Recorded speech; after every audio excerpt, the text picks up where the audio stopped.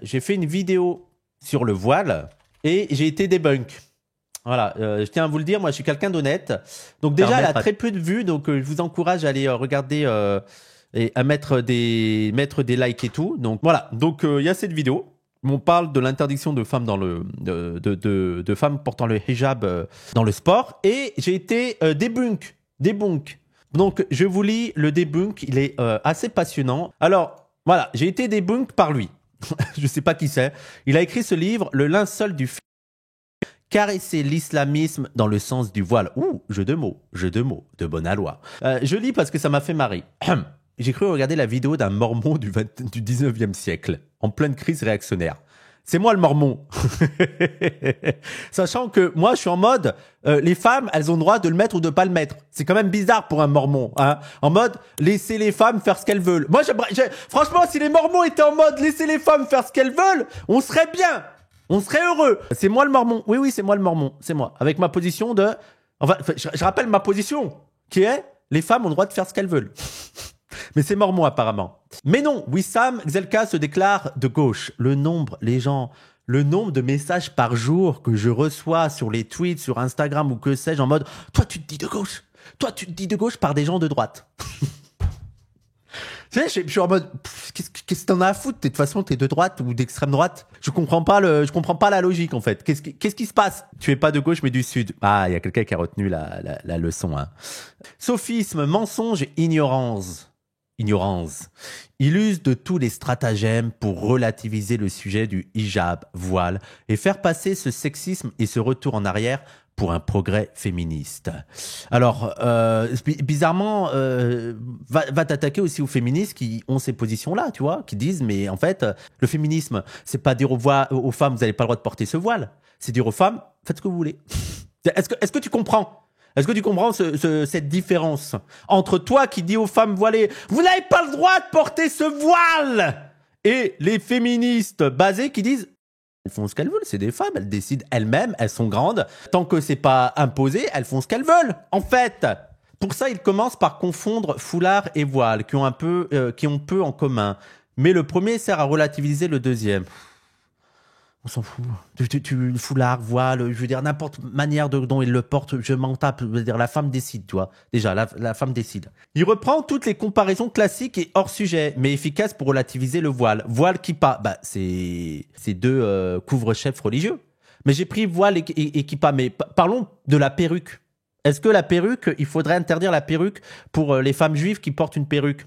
Ou est-ce que c'est pas grave parce que c'est une perruque? Mais elles sont quand même obligées de porter quelque chose.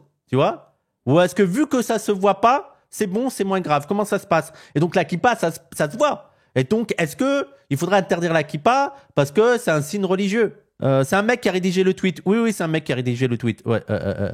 Voile, mini-jupe, talon aiguille. Bah oui, mais ça, il faudra. On va y venir, je pense. Mais je pense que tu n'arrives pas à comprendre pourquoi je compare le voile à la mini-jupe, le talon ou les talons aiguilles. Il va même jusqu'à mentir en affirmant que le port du voile est motivé par la spiritualité pour esquiver sa seule et unique raison d'être la misogynie.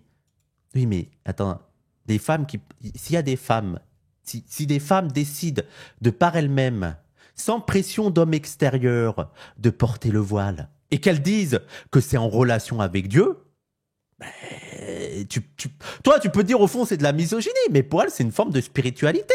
Que tu le veuilles ou non, je ne comprends pas. Ouais, ce sont des menteuses, ou je sais pas, ce sont des misogynes, voilà. Mais si elles te disent qu'elles font ça en rapport avec Dieu, t'es qui pour dire non, c'est pas de la spiritualité? Chacun vit sa spiritualité comme il le souhaite, tu vois. Il y a des gens, pour vivre leur spiritualité, ils se mutilent. Bon, moi, je trouve ça bizarre, mais chacun vit sa spiritualité comme il le souhaite, tu vois. Ils vont dans un ascétisme où ils se privent de plein de choses. Bon, voilà, qu'est-ce que tu veux que je te dise? Voilà, les bonnes sœurs, elles s'enferment dans un couvent par spiritualité. Écoute, chacun vit sa spiritualité comme il le souhaite, tant qu'il est bien avec ça, tant qu'il le vit bien et qu'il dérange pas les gens. Moi, vraiment, ma limite, c'est tant que tu n'es pas obligé par une pression d'un humain extérieur de le faire, tant que tu ne déranges pas les autres et tant que tu es bien avec ça, vas-y, qu'est-ce que tu veux que je te dise? Qu'est-ce que tu veux que je te dise? Vis ta vie comme tu le souhaites, si t'es bien avec. Et moi, ça m'emmerde pas, tu vois. Il y a des gens, ils sont dans un ascétisme assez hardcore. Et tu vois, dans certains pays d'Asie où c'est vraiment de la mutilation. Et je suis, wow. Je suis en mode, écoutez, les gens sont adultes, hein. Qu'est-ce que tu veux que je te dise? Sa vision rétrograde des femmes.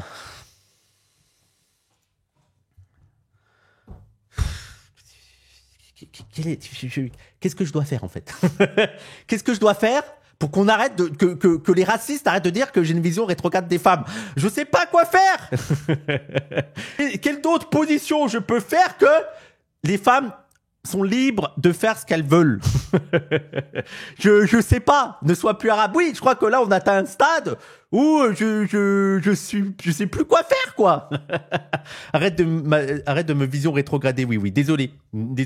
Sachant que moi, le combat des femmes, mon petit Naïm Bestandji, là, je sais pas quoi, moi, ça se limite pas à la question de porter ou pas porter le voile. Moi, c'est aussi la question des salaires, aussi la question du travail domestique, voilà, aussi la question de la santé, aussi la question du soin, aussi, voilà, il y a plein de questions sur le féminisme que vous abordez jamais. J'ai l'impression que, bizarrement, vous êtes féministe que quand il s'agit de dire à des femmes de pas porter le voile. C'est quand même étrange. Voilà, c'est un petit peu étrange, j'ai envie de dire. Oui, ils sont féministes uniquement dans leur islamophobie. J'étais là. Sa vision rétrograde des femmes le pousse ensuite à affirmer que lutter contre le concept misogynie du voilement des femmes est un féminisme de droite. Oui, je pars du principe que si tu dis à des femmes qu'elles doivent enlever ses vêtements, bah oui, c'est sexiste. Si t'imposes à des femmes, parce que je rappelle, ça ne se limite pas au voile. À l'école, on interdit à des femmes de porter des kimonos parce qu'elles sont arabes et donc c'est vu comme une abaya. Je rappelle qu'on a surveillé la longueur, et qu'on surveille encore la longueur des robes des femmes noires et arabes à l'école. Donc ça ne se limite pas juste au voile. Je veux dire, allez, admettons le voile. Pourquoi, est-ce que tu as fait des trucs sur le fait qu'on contrôle la longueur des robes des femmes? Mon petit Naïm, c'est féministe ça? De contrôler la longueur des jupes? Hein? Voilà, je pose la question. Je sais pas. Et ensuite, sur le voile, moi, je pars du principe que si elles veulent mettre le voile, elles mettent le voile, c'est tout. C'est leur liberté. Il y a des femmes qui ont décidé, en leur âme et conscience, de porter le voile. C'est quand même pas un mec qui va leur dire non, tu le fais pas. C'est quand même, il y a une folie. Moi, je suis autant contre le mec qui dit tu mets le voile que contre le mec qui dit tu mets pas le voile. Elles font ce qu'elles veulent. Oui, elle doit pas avoir de vêtements trop amples. Non, mais on est dans une folie et ils se présentent comme féministes, ces gens-là. Donc oui, c'est du féminisme de droite. Oui. Il va jusqu'à évoquer la scène la plus incroyablement patriarcale qui ait jamais été filmée et que j'analyse dans mon film pour dire que c'est trop mignon. De toutes les scènes que l'espèce humaine a filmées depuis qu'elle a eu la capacité de filmer, de toutes les scènes que la putain d'espèce d'humaine a filmé dans sa vie, depuis qu'elle a eu les moyens de filmer, la scène la plus patriarcale qui a été filmée est, selon lui, je vais vous montrer la scène. Voilà, je vais vous montrer la scène la plus patriarcale filmée de tous les temps, de toute l'histoire de l'humanité. On n'a jamais filmé une scène aussi patriarcale, selon ce gars, selon Naïm Bestandji. Voilà, je vais vous montrer la scène, les gens. Vous n'êtes pas prêts? C'est là. Est-ce que vous êtes prêts pour la scène, les gens? Elle est là, la scène.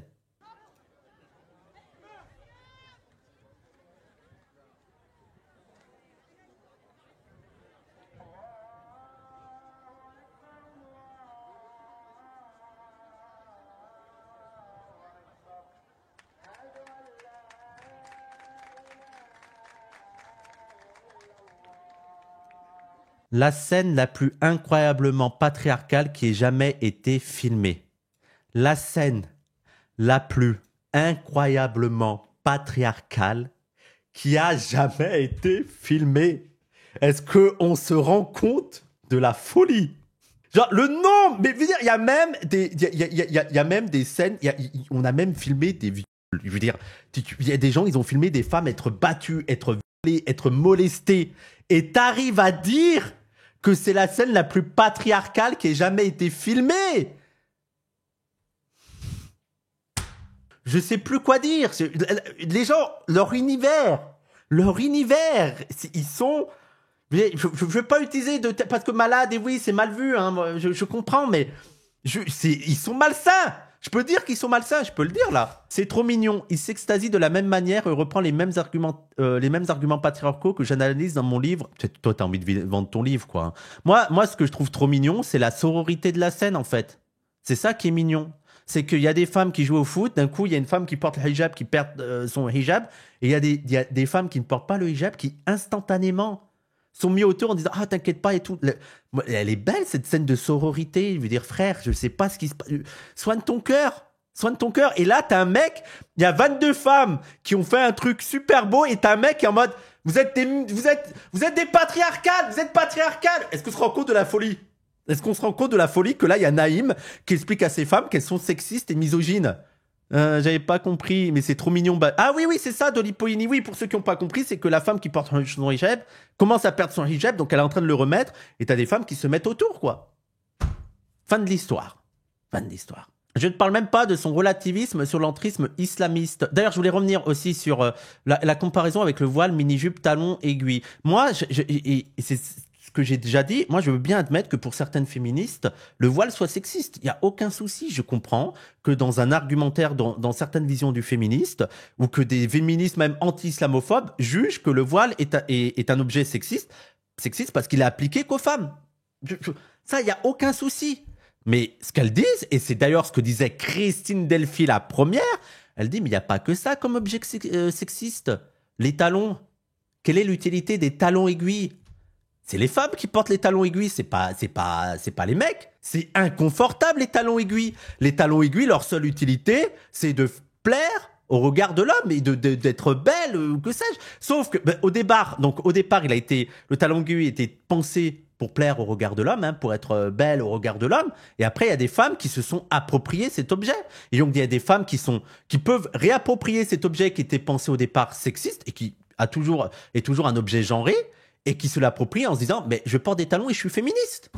Fin de l'histoire. Et donc, il y a des féministes qui disent « oui, le talon aiguille est un objet sexiste, puisqu'il est porté que par des femmes et dans un truc esthétique, qui est pas du tout pour le confort, parce que moi, je porte des baskets pour le confort, tu vois. Moi, j'ai un style vestimentaire. Mon privilège d'être homme, c'est que j'ai un style vestimentaire, c'est le confort. Je m'en bats les couilles. Je m'habille souvent en jogging. Il y avait une femme ne pourrait pas s'habiller comme je suis sans que ça paraisse homme, tu vois, en jogging et tout, en basket. Parce que pour elle, c'est pas très, non, t'es une femme, tu dois être élégante et tout. Voilà. Comment ça se fait que vous voyez pas ce sexisme là-dedans?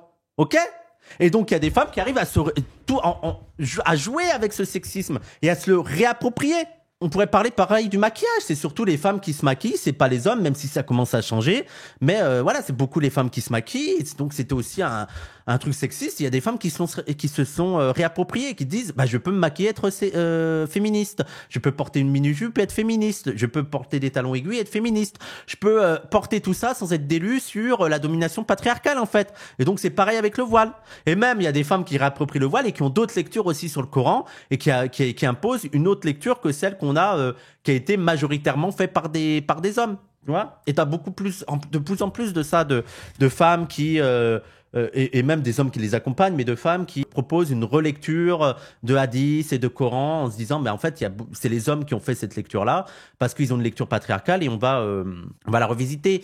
Il y a une égyptienne connue, comment elle s'appelle déjà, il y a Fatima alors, le harem politique. Voilà, le harem politique, très très bon livre, si ça vous intéresse, allez lire le harem politique de Fatima Mernissi, et l'autre féministe dont je parlais, donc ça très très bon livre, hein. Franchement excellent de Fatima Mernissi, c'est sur la relation du prophète avec paix et bénédiction soit sur lui, et les femmes.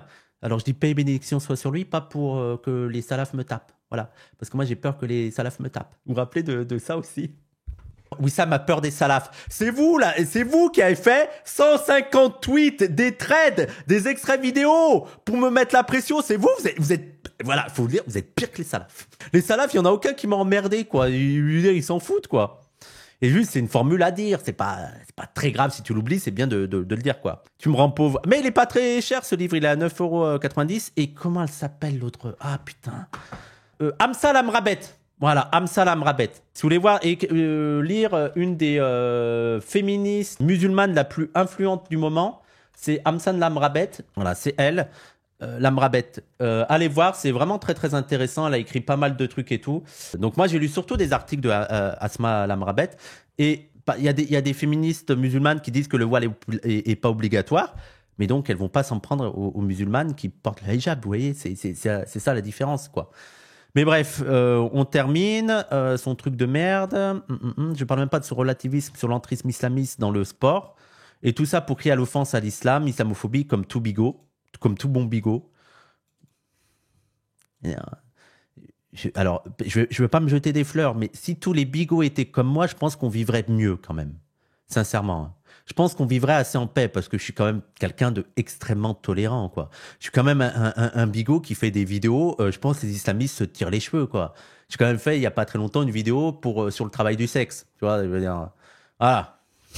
Je pense que tu dis à un islamiste vraiment islamiste pur et dur que Wissam est un islamiste, tu craches à la gueule, je pense. T'as des trans dans le chat. Oui, oui, non mais voilà. Je pense qu'il y a plus de trans dans mon milieu que dans son milieu, Anaïm. Mais bon, j'imagine que ça doit être des féministes transphobes aussi. Hein. Ça m'étonnerait pas que ce soit des féministes transphobes. Il voulait écrire Bigot, mais le correcteur. Ça m'a fait rire, de couette. Bigot, ça veut pas dire téléphone. Non, les bigots, c'est les religieux bas du front. Stop, appelez ça des féministes. Non, mais ça, soyez pas des bad mulch mentaux. OK? Comme si c'est pas ce que j'aime, c'est pas de gauche. Il y a des féministes de droite. Et le passé du féminisme n'est pas très glorieux. Mais ça fait partie de l'évolution. En fait, il faut pas avoir honte que dans le passé, il y a eu du féminisme réactionnaire, raciste, et que les féministes ont évolué sur cette question. Faut pas dire, ah non, c'était pas du féminisme et tout. Non! Ça fait partie de l'histoire du féminisme et ça a évolué, ça s'est construit sur ces sujets et ça a affiné ses positions. Moi, je trouve. En fait, il faut pas s'auto-flageller en mode ah oui, on était raciste à l'époque, beaucoup. Non, bah c'est l'histoire, quoi, c'est tout. Là, le féminisme de gauche est vraiment beaucoup plus basé sur la question du voile. Chacune de ses réactions, le rire est pour lui un argument. Après, j'ai un rire tellement communicatif. Moi, j'ai convaincu des athées à rejoindre l'islam juste en rigolant. Il m'a dit, prouve-moi que Dieu existe. J'ai fait, il a fait, Ashhadu Allah. Alors, on finit. Chacune de ces réactions, chaque phrase peut être débunkée, ok. Si vous voulez voir un concentré des arguments pro-voile issus de l'alliance entre l'islamisme et l'extrême gauche, faut savoir que l'alliance islamiste et l'extrême gauche, les gens vous me mettrez dans l'extrême gauche, eux ils me mettent dans l'islamisme. Je suis la frange dans l'islamo-gauchiste, pour eux je suis l'islamo. Hein. Malgré tout ce que je fais, et ça rejoint ma vidéo les gens. Est-ce qu'il n'y a pas toutes les vérifications de ce que j'arrête pas de dire en vidéo? En vidéo je dis ça, vous savez la vidéo sur l'islam, le premier épisode, je l'ai dit les gars, je suis un putain de gauchiste, c'est une folie. Je sais pas quoi faire tellement je suis un gauchiste. Et malgré tout, vous me dites que je suis un islamiste. Qu'est-ce que vous voulez que je fasse? Dans votre tête, je resterai un islamiste. Et c'est là où il faut s'opposer à tous leurs discours, genre progressiste ou pas. Les gens, est-ce que je suis pas un condensé de progressisme? Je veux dire, c'est quand même rare de voir quelqu'un musulman comme moi aussi progressiste sur plein de sujets. Ça leur suffit pas! Ça leur suffira jamais. Il y aura jamais de musulmans assez bien pour eux. Jamais. Jamais. Le seul, c'est Chalgoumi. Et voilà. Hein? Et extrême gauche. Et voir la mise en pratique concrète de tout ce que j'ai développé à expliquer dans mon livre. Regardez cette vidéo. Il a un bon conseil. Regardez la vidéo. Regardez la vidéo. Il reprend toutes les comparaisons sexistes au passage qui relativise l'oppression des femmes. On adore ces... Elle a commenté partout que j'étais un sexiste. C'est sa mission sur Twitter. C'est de dire que Wissam est sexiste. Exelka est absolument libre de se voiler ou pas. Oui, bah oui, à la rigueur, oui. Chaque jour de sa vie, il choisit de ne pas se voiler. Oui, oui. Son rejet personnel du voile et du voilement est profond. Là est sa sincérité. Mais il y a aussi des femmes qui ne se voilent pas. Déjà, les hommes n'ont pas à se voiler. Mais à la rigueur, je pourrais me voiler si tu veux, mais j'en ai pas envie. Mais il y a des femmes musulmanes qui se voilent pas et qui défendent des femmes musulmanes qui se voilent. Et les femmes musulmanes qui ne se voilent pas, c'est quoi? Elles sont dans la détestation du voile, mais ça les empêche pas de soutenir quand même les femmes musulmanes qui se voilent, quoi. Bon, allez. C'était très marrant le temps que ça a duré. Wissam est dans le dilemme entre le voile et assumer sa calebasse. En fait, moi j'aurais pu... Vous savez que c'est pour des raisons islamiques aussi que je vais pas aussi, hein, c'est pas que ça. Hein. Mais je vais pas faire des implants. Mais pas parce que c'est interdit dans l'islam ou pas. Mais je vous ai déjà dit, il y a un musulman qui m'a convaincu, il y a un imam qui m'a convaincu. On lui avait posé la question. Il a dit non, c'est pas interdit. Mais frère, t'as autre chose à faire de ton argent, quoi. C'est-à-dire, au pire, donne aux pauvres. Et je me suis dit, ouais, je pourrais pas assumer de dépenser 3000 boules pour ça, quoi. Ça serait tellement utilisé, je pourrais utiliser cet argent de meilleure façon que d'aller me refaire les cheveux, quoi. Voilà, il m'avait convaincu en une phrase. Et même pas, tu sais, il a même pas besoin d'être allé dans les hadiths. Non, juste la logique. Il a dit au gars, non, mais frère, t'as que ça à faire de ton argent?